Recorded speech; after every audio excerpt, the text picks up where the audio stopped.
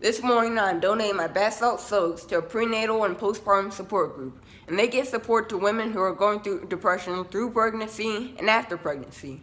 And my bath salt soaps will go inside the self-care baskets to help the moms.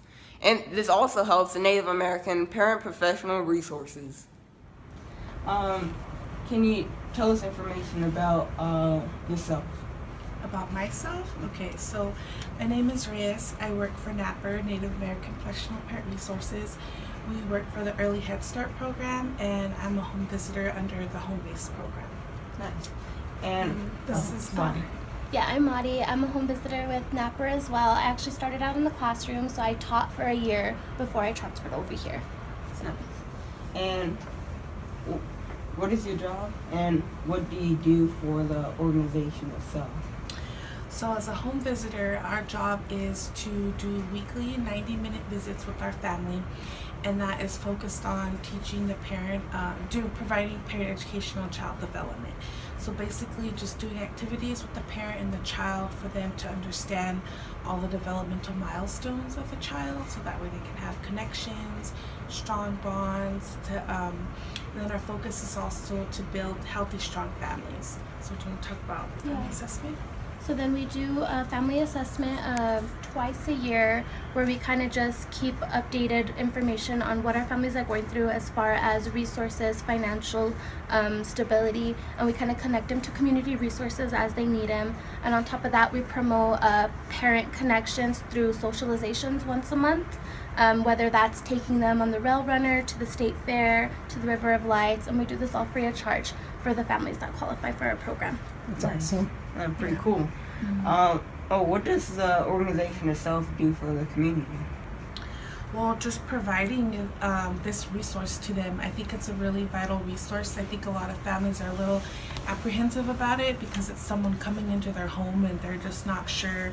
But then they begin to realize, like, once we build that communication and relationship with them, they're the ones contacting us, like, hey, do we have a visit this week, or can we go to the zoo? And it's just providing these opportunities and building these relationships with the child and the parent, so that way we can have healthier, strong families, because we know that's definitely a need in the community. We're seeing a lot of child abuse reports, we're seeing a lot of domestic violence, substance abuse, just within the community overall. And I always feel like if we can start young and invest in our infants and toddlers and build that relationship with the parent, then I think we'll have stronger relationships as they grow up.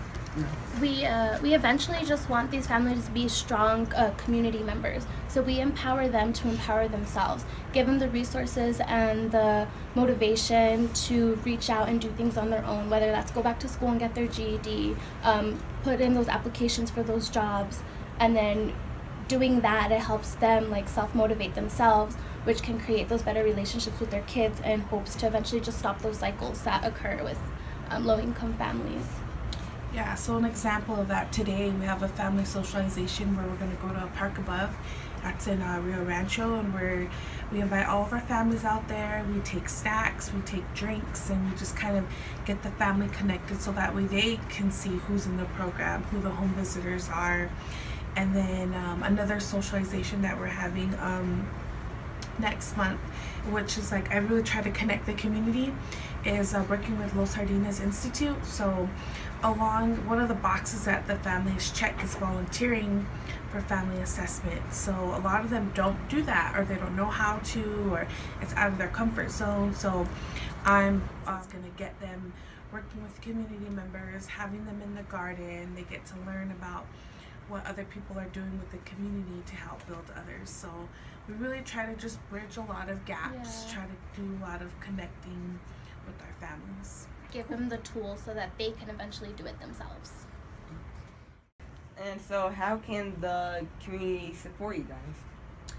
I think the community could probably definitely support us just by advocating for programs like this, encouraging families to enroll into any home visiting programs, any early Head Start, which is 0 to 3, any Head Start programs, which are 3 to 5, because those programs are specifically made to help children be ready for school when the time comes, and to help build up these families. So if you see any home-based services out there, or if you know anyone that's interested in something like this, definitely just have them give us a call.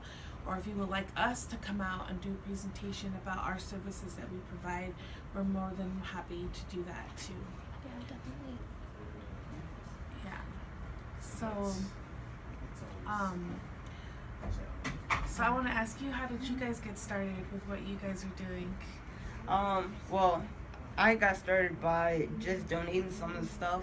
Is by after recovering from homelessness and starting my business and thinking back of when I was homeless and really realizing that there's a huge population of people being homeless in Albuquerque.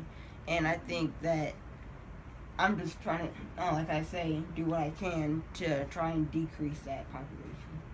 Awesome. I commend you for doing that, for being so young and being able to recognize that, and knowing that you have that ability and you have the capability to help people in that way. That's good. Every little piece helps. These families, a lot of people don't realize the smallest things make the biggest impacts to a lot of these families and their children.